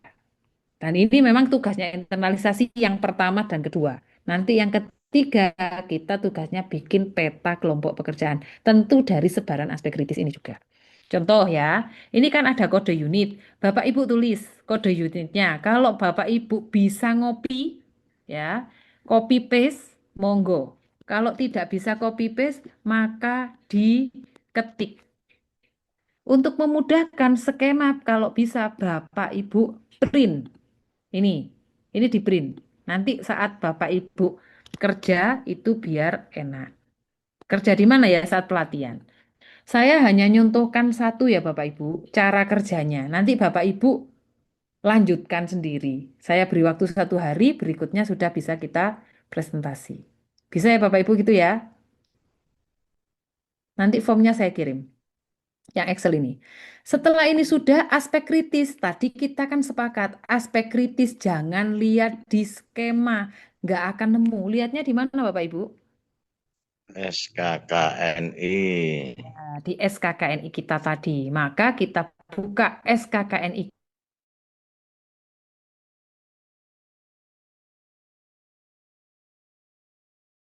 kita. Oh, ini SKKNI ini saya tadi bahas apa ya? Saya tadi itu tentang memilih jenis kamera. Ini benar ini apakah ini memang kodenya? Kita lihat dulu. M74FTG001 sama apa tidak? Kita lihat. Oh, sama. Memilih jenis kamera sama. Maka kalau sudah sama, ini Bapak Ibu lari ke bawah. Bapak Ibu lihat aspek kritisnya di sini. Langsung aspek kritis ini Bapak Ibu copy, Bapak Ibu paste di sini. Nah, setelah Bapak Ibu paste, nanti boleh dirapi-rapikan supaya kelihatan dan lain sebagainya. Sebaran aspek kritis itu apa sih? Sebarannya ini maksud saya Bapak Ibu. Ini loh. Saat kita ada di sini, ya, ketepatan dalam memilih bodi kamera dan lensa sesuai dengan kebutuhan, sebenarnya ini masuk kemana sih kalau di sini? Ini, ini, ini, Mohon izin, Bu. Mohon ya, maaf Pak. memotong. Nggih. Nggih. Kok di tampilan saya ya? Kok masih Iya. ada Excel, Bu ya? Oh, Di tampilan belum saya. ini ya, Pak ya. Nggih. Oh, Iya, baik. ngapunten.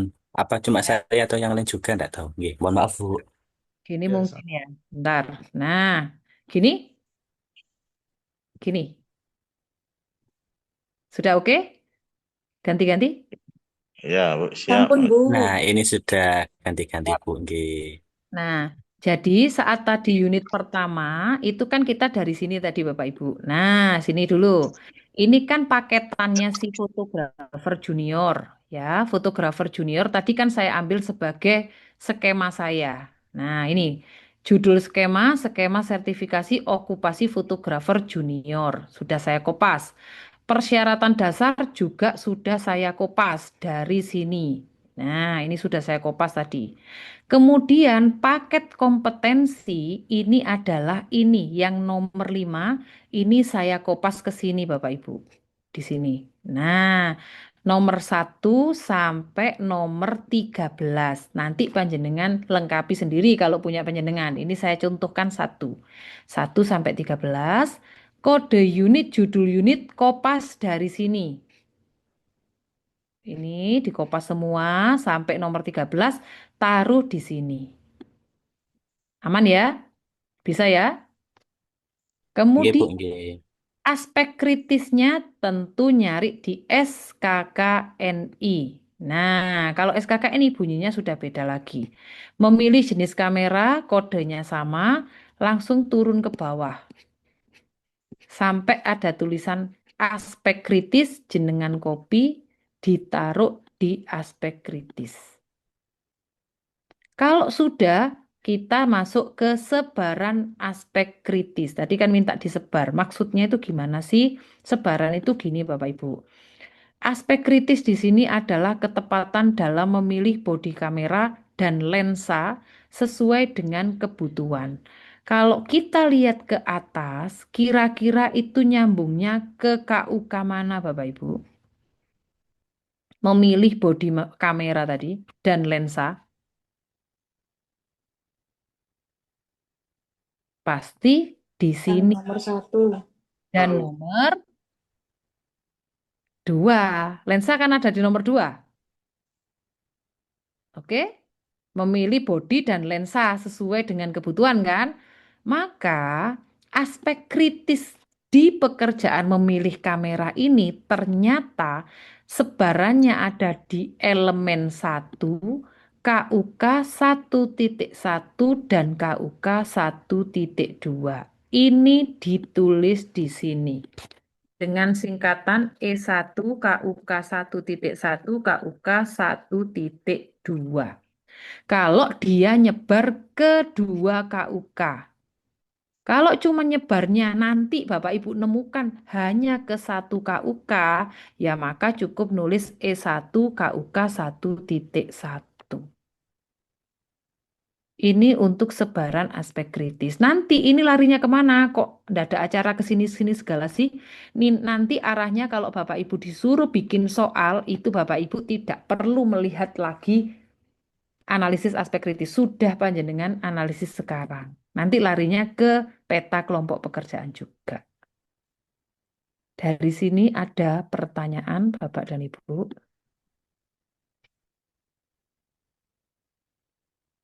Nah, jadi nanti hasilnya seperti ini tugasnya. Kalaupun nanti ini mau dirapikan modelnya Bapak Ibu silahkan ya. Ini Tanya Bu, ya silakan Bu. yang sebaran aspek itu tadi loh Bu, berarti kan yang ditulis kodenya tok ya, Betul. kalimatnya nggak perlu. Oh. Mm-mm. Terus yang elemen satunya cukup E1 gitu aja ya. Betul. Betul Ibu. E1 kemudian, oh nggih pun. Terima kasih. Oke, terima kasih Bu. Nanti ini dan seterusnya loh nggih. Ini dan Nggih. seterusnya. Oke. Pun monggo. Kalau nih kira-kira Bapak Ibu sudah clear, saya lanjut ke satu aja sebentar sebelum kita nanti eh, selesai malam hari ini, Bapak Ibu. Ini kira-kira ada yang kesulitan memilih skema, terus kemudian nyari SKKNI-nya. Nanti sambil saya ketik-ketik di grup. Kalau ada yang lupa, Bu, saya lupa Bu cara nyari skema, Bu, saya ketik. Bu, Saya punten kasih Bu, link. mau tanya. Ya, eh di sini untuk status skema yang di jurusan kompetensinya teknik kendaraan ringan itu ada tulisan inaktif. Niku pripun, Bu? Hmm, hmm.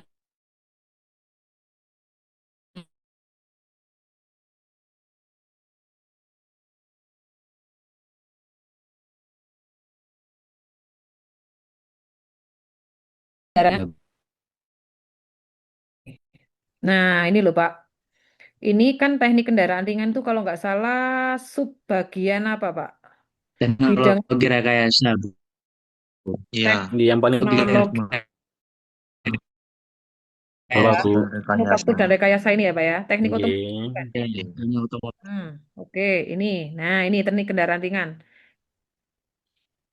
Ini Pak, yang kakak ini aktif. Yang kualifikasi level 2 bidang otomotif kendaraan ringan subbidang perawatan dan perbaikan yang aktif. Terus kemudian ada skema sertifikasi okupasi powertrain junior technician. Terus kemudian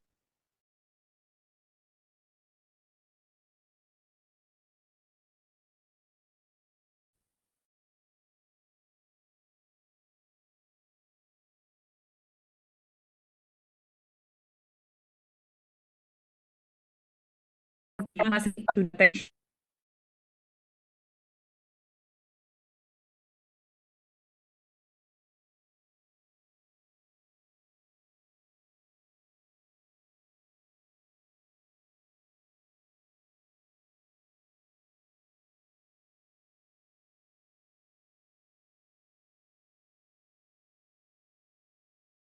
Ngajunya ke undang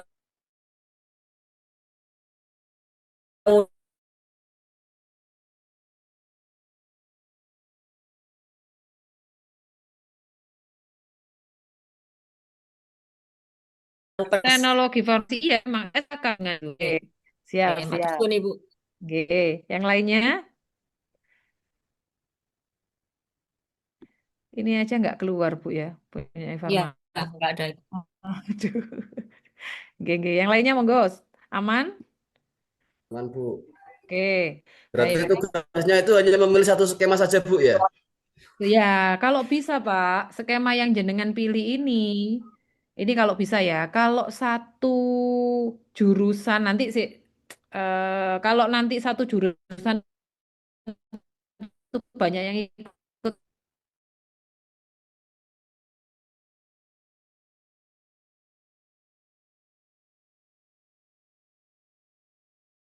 Askom, kalau powertrain junior, temennya juga powertrain, sana powertrain itu biasanya master nggak menyetujui, suruh pindah skema gitu. Berarti Tapi kalau berbeda-beda, Pak, ya, Bu, ya? Kalau skemanya sama tapi peta kelompoknya berbeda boleh. Ini saya jelaskan dulu untuk peta sebentar. Ini sudah clear ya, sementara ya, tugas ini ya. Oke, cara memetakan sekarang. Gini Pak, cara memetakan dan Ibu Bapak. Oke, ini saya hapus supaya Bapak Ibu punya persepsi yang sama ya. Ini hanya contoh, sekali lagi ini hanya contoh, ini hanya analogi saya supaya Bapak Ibu bisa paham terkait dengan pengelompokan pekerjaan. Skema membersihkan rumah, judulnya contohnya membersihkan rumah. Kemudian kelompok pekerjaannya ya, kalau untuk membersihkan rumah tentu kita membersihkan ruangan-ruangan di rumah. Dimulai dari ruang tamu, ruang kamar tidur, dapur, serta kamar mandi. Nah, untuk unit-unit paketan dalam membersihkan rumah ada 7 unit ya. Melaksanakan kesehatan kerja, menggunakan peralatan kebersihan, menggunakan bahan pembersih, membersihkan ruang tamu, ruang kamar tidur, dapur, dan kamar mandi. Oke, sekarang untuk membersihkan ruang tamu, silakan ya langsung open mic salah satu gitu ya. Itu butuh unit yang mana aja. K3. Terus Tuh, peralatan 2, Bu. Terus, Nomor 4. 3. Nomor Sama 4. membersihkan ruang tamu. 4. Sudah. sudah. Terus yang ini, 3. satu ini. 2. Ah, 2.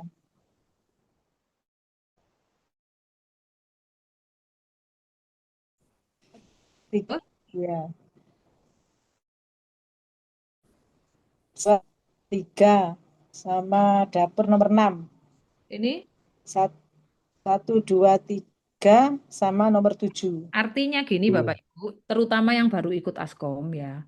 Saat Bapak Ibu nanti mengelompokkan pekerjaan, memang mengelompokkan pekerjaan itu banyak dasar pengelompokan. Tapi yang paling utama adalah dari praktisi yang melaksanakan pekerjaan tersebut, pemangku jabatan. Jadi kalau Bapak Ibu nanti mecah-mecah pekerjaan di tempatnya Bapak Ibu, nanti di skema Bapak Ibu, tolong unit-unit yang seperti ini itu ya pasti ikut ke semua pekerjaan. Jadi jangan dipecah-pecah Bapak Ibu. Contoh unit komunikasi, Misalnya yang 3. yang umum-umum, nggih. Terus juga jangan persepsi. Loh Bu, saya kan sudah nguji ini Bu, menggunakan alat. Lah kok saya uji lagi, saya uji lagi, saya uji lagi Bu. Nggak kedobelan uji tabu ini. Boten. Kenapa kok tidak double? Karena menggunakan peralatan Beda. kebersihan di ruang tamu beda dengan alat di kamar, beda dengan alat di dapur kebersihannya, beda dengan alat di kamar mandi. Bahan pembersih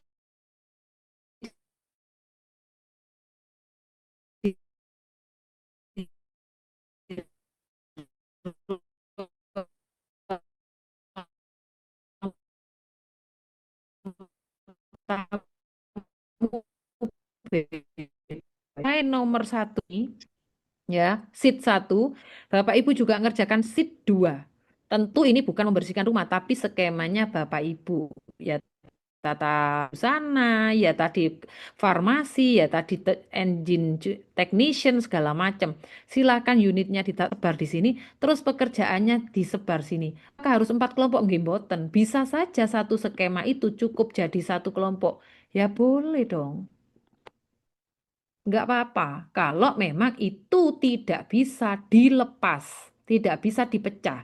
Tapi kalau seperti ini kondisi skemanya ya wajib dipecah. Masa mau membersihkan kamar mandi bareng dengan membersihkan kamar, bareng dengan membersihkan ruang tamu kan ya nggak bisa. Silakan Pak, yang raise hand Pak. Mohon maaf Bu Eli menyela lagi ya. Tadi Oke. kalau panjenengan ngendikan tidak boleh sama waktu pelaksanaan uji besok itu berarti kita nanti di data misal kalau saya TKJ nanti siapa aja ada berapa guru yang TKJ gitu maksudnya gitu. Nah, misalnya nih, TKJ itu nanti panitia bisa data. Terus jangan ini Pak, jangan panitia tolong TKJ jangan dikumpulin TKJ semua satu kelas. Tambah itu sebenarnya tambah senjata makan tuan. Karena apa? TKJ di kelas A numpuk di sana, akhirnya cak kelompok akhirnya sulit. Mending TKJ di kelas A juga ada di kelas B gitu. Jadi kan masternya juga sudah beda kan. Kalau menurut saya gitu sih ya. Yang kedua, tadi ini kan terdapat kelompok pekerjaannya ada beberapa kelompok. Kalau TKJ itu misal di satu skema ini jadi 4 kelompok, memang benar ya, enggak boleh dipaksa loh ya. Memang beneran jadi 4 kelompok dan gurunya 4, boleh Pak pakai skema ini semua Pak. Yang satu orang ngerjakan ini, satu orang ngerjakan ini, satu orang ngerjakan ini, satu orang ngerjakan ini nanti di pelatihan. Sekarang dirancang dulu, makanya besok itu dirancang dulu. Panitia juga harus tanggap sigap gitu ya, jangan sampai ketumpuk-tumpuk. Tapi nanti dilihatlah sebaran pesertanya yang jurusannya sama apa. Sama nanti yang diuji, Bapak Ibu ujiannya hari kelima, itu ujiannya satu kelompok ini. Nah, Bapak Ibu akan nyuruh anak untuk mengerjakan ini. Nah, kalau Bapak Ibu kelompok kerja membersihkan ruang tamu, ya itu makanya nanti kalau misal panjenengan sendirian, tidak ada temennya, jurusannya yang jenengan pek dewe, maka silakan pilih kelompok pekerjaan yang paling mudah. Misalkan nih, saya pilih yang ini aja wis Bu. Enggak apa-apa, enggak harus nomor ini. Bener ngerjakan petanya semua, tapi saat ngerjakan MUK-nya Bapak pilih nomor 4. Membersihkan kamar mandi boleh. Misalkan pada saat tune up, pada saat proses apa yang paling simple itu yang Bapak pilih. Paham, Pak? Bisa dipahami gambarannya? Iya, terima kasih Bu Eli.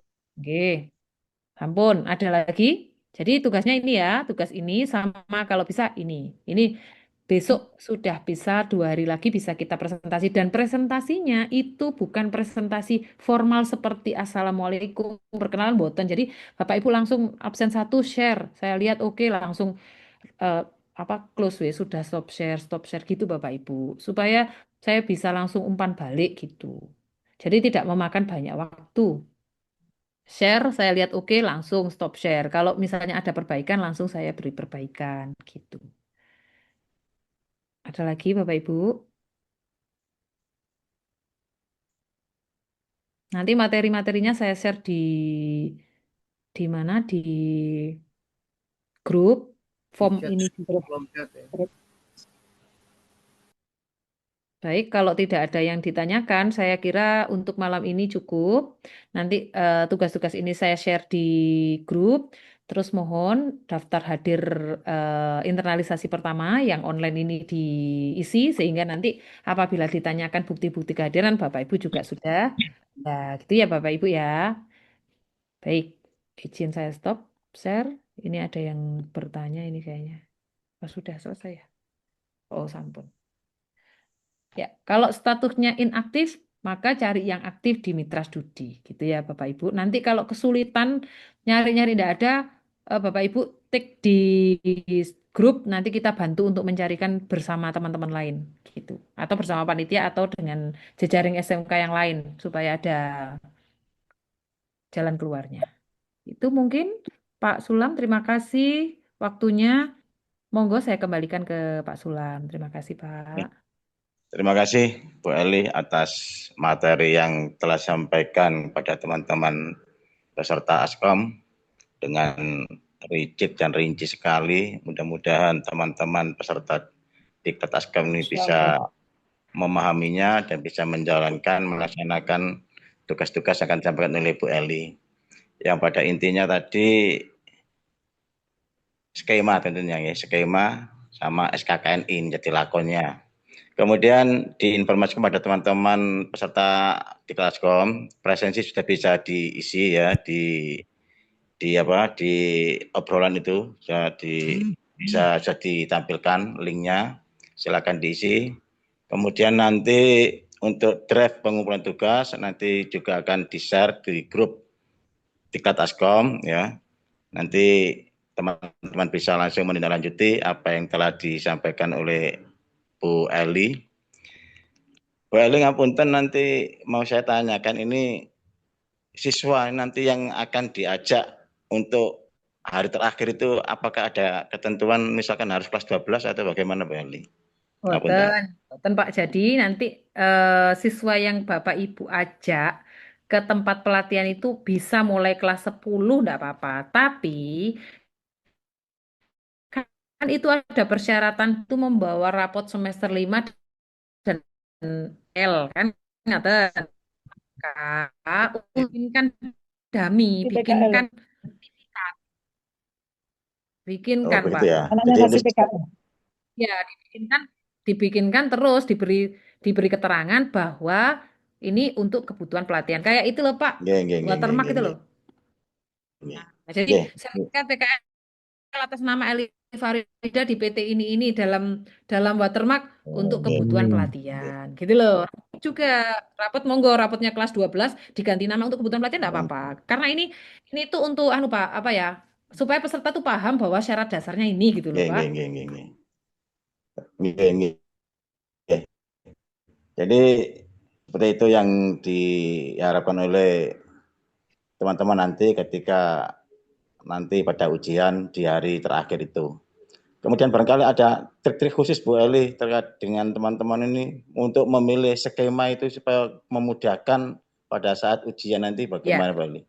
Jadi nanti yang tadi saya sampaikan untuk Bapak Ibu itu kalau bisa skemanya dipelajari dulu. Pertama dipelajari, didiskusikan dengan teman-teman di LSP. Kalau yang LSP-nya aktif intinya rundingan sesama gitu ya kan pasti Bapak Ibu guru itu sudah bisa apa namanya ya membayangkan aduh kalau skema ini nanti kan koyo angel sulit untuk dilaksanakan atau Bapak Ibu nanti ngerjakannya akan kok banyak banget ya ini anunya apa unit-unitnya misalnya monggo bisa dicari yang lainnya Pak. Itu meskipun ini kira-kira kok banyak tapi memang cocok dengan yang Bapak Ibu kerjakan dengan ini tidak apa-apa juga dikerjakan asalkan dari awal ini kita sudah nyiapkan kayak skema dan SKKNI-nya itu sudah Bapak Ibu print, sudah Bapak Ibu copy-copy ke Word nanti kita itu bisa membantu Pak. Jadi cepat nggak leren di tempat kerja, di tempat pelatihan kopas-kopas. Kalau sudah kita siapkan mulai sekarang aspek kritis sudah ada sama elemen sama KUK sudah di-copy. Oh, cepat Pak, meskipun banyak itu tidak akan lama. Terus sama anu lagi, kalau misalkan kelompok pekerjaan itu membutuhkan peralatan yang sulit, nah kalau bisa memilih kelompok pekerjaan yang alatnya simpel-simpel atau bisa disimulasikan. Jadi misalnya alat itu Pak, pengujian laboratorium ya, kan nggak mungkin membawa pengujian laboratorium itu Oke. ke hotel. Kadang teman-teman bawa aqua, botol aqua dikasih sedotan apa-apa gitu yang bisa merepresentasikan itu master masih mau. Kadang untuk ngelas itu membawa alatnya Pak. Kadang kayak sarung tangan, selompong wajah dengan alat las yang tidak nancep ke listrik pun kadang master masih mau. Jadi Bapak Ibu jangan sampai kosongan. Kalau kosongan sulit nanti. Atau Bapak mau anu Pak nanti yang jurusan mesin-mesin mau ke TUK, monggo. Ke TUK luar boleh. Soalnya kalau yang mesin kosongan master nggak mau, harus ke bengkel. Iya, boleh. Jadi kalau boleh usul kita sarankan yang Ya, bawa betul. ke hotel. Betul, Pak. Jadi supaya tidak mempersulitkan teman-teman nanti ujiannya dengan master Oke. assessor yang menguji gitu. Jadi Bapak Ibu sekalian, barangkali ada yang disampaikan, ada yang perlu ditanyakan lagi, monggo sebelum pertemuan kita yang kita tutup. Untuk Pak Alif. Monggo Pak Alif. Pak Alif. Assalamualaikum. Ya, Assalamualaikum Ibu. Leli Waalaikumsalam, Pak. ngapunten. Alhamdulillah ya, tadi sudah diterangkan. Terima kasih. Untuk ini jadwal ngapunten Bu, ini jadwalnya berapa hari Bu mungkin? Jadwalnya Yang itu mana? Pak Senin ya, Senin besok Bapak mengerjakan, Rabu presentasi. Sekalian Rabu saya jelaskan peta kelompok pekerjaan, mengerjakan peta Wow. kelompok pekerjaan, Jumat presentasi selesai. Dikasih Oh, Iya. Senin. Selasa, Selasa ngerjain waktu jeda, Rabu Rabu, presentasi. Kamis kerjakan lagi. Iya. Jumat presentasi. Oh ya. Terus lagi Jumat. Iya. Lah, kalau saya dimampatkan gitu usul Bu. Enggak apa-apa, pokoknya pekerjaan Bapak selesai, saya aman, malah senang saya. Saya tugas Pak ini. Kalau tugas selesai, aman Pak. Lanjut. Oh, ngoten nggih. Oke. Terima kasih Bu. Iya. Ampun, Pak. Jadi itu Bapak Ibu sekalian, para peserta Askom ya. Untuk sebelum kita akhiri ini, saya ingatkan lagi bagi teman-teman yang sudah masuk bergabung di grup ini, kemudian masih belum mengisi link pendaftaran, mohon itu segera diisi di link pendaftaran itu, karena data yang ada di link pendaftaran itu nanti akan kita rekap di Excel untuk kita laporkan ke BNSP. Jadi kita ini segera menuntaskan karena data pendaftaran itu sebagai dasar LSP untuk mengajukan pelaksanaan diklat ini ke BNSP. Jadi mohon ya teman-teman yang belum mengisi link ya, tolong segera mengisinya. Demikianlah Bapak Ibu sekalian pertemuan atau Zoom meeting pada malam hari ini. Sekali lagi terima kasih Bu Eli, Pak Rida atas materinya pada malam hari ini. Nanti Google Drive akan kita share di grup ya, sehingga Bapak Ibu bisa mengerjakan tugas yang disampaikan oleh Ibu Master Asar tadi secepatnya Bapak Ibu ya, sehingga agenda pertemuan internalisasi ini bisa nggak berlarut-larut atau sesuai dengan agenda kita bisa selesaikan. Itu saja. Kalau tidak ada pertanyaan, terima kasih semuanya atas partisipasinya. Ya, mohon maaf apabila saya membantu acara ini ada kurang lebihnya, dan saya akhiri. Wassalamualaikum warahmatullahi wabarakatuh. Waalaikumsalam. Waalaikumsalam Waalaikumsalam warahmatullahi wabarakatuh. wabarakatuh. Waalaikumsalam warahmatullahi wabarakatuh. Waalaikumsalam. Selamat istirahat Bapak Ibu semua. Terima kasih Bu Eli. Terima kasih, Bu. Ketemu Terima lagi kasih Bu. hari kedua Pak, Bapak Ibu terima ya. kasih. Mulai hari kedua, hari Rabu ya. Siap. Ye. Terima kasih Bu Eli. Turun Bu Eli. Kami undur Turun diri. Bu. Terima kasih Bu Sulam, Eli. terima kasih Pak Yakti. Pak Sulam, Pak Yakti. Pak Sulam, Pak Yakti juga Bu Dwi, matur sembah nuwun. Oke, sama-sama. Mohon izin lip grup nih Bapak. Iya, Lip iya. dari Zoom kok lip grup.